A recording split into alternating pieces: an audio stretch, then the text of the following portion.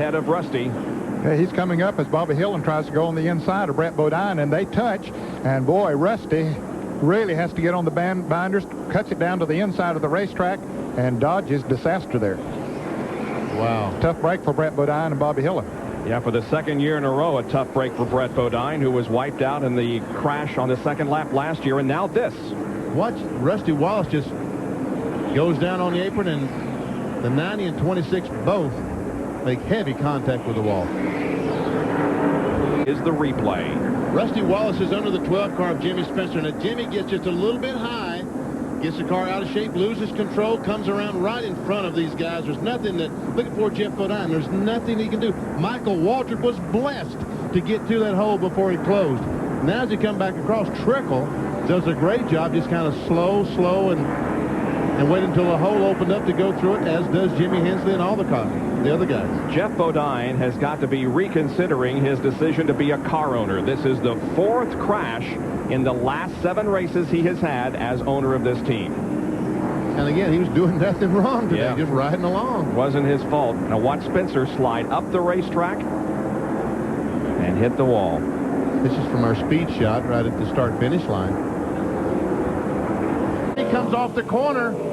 I wonder if there was some contact between it. No, he just loses control as he comes off the corner right in front of Mark Martin. Goes down, almost saves the car, Ned. Yes, he did. Almost saved it, but then it just went around again. The back end gets down next to the inside retaining wall, and Mark Martin had just made that pit stop. He was coming up to get himself back in the lead lap, and there's Gant going out of the pits. The leader had already gone by, so he's going to be a lap down. Here's another angle. We're focused in on Rusty. Behind him, Ernie in trouble.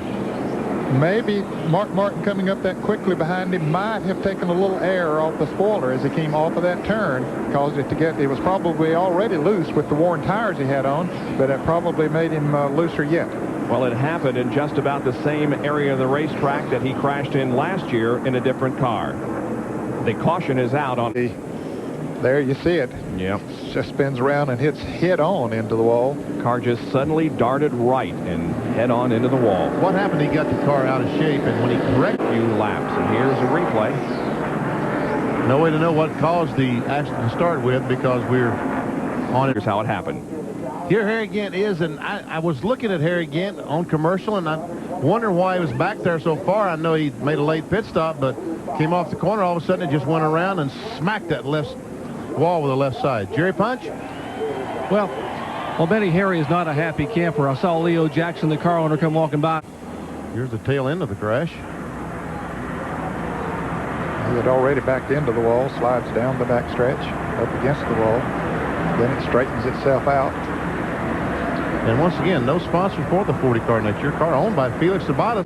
Here's on the outside. Rick Wilson goes underneath. Sure, I'm going to be proven wrong here. And he gets the car a little bit out of shape. Gets it up. Oh, you're right, Bobby. Hit the wall. That's my first win of the year in an argument with Benny. Wouldn't you know that would come to last?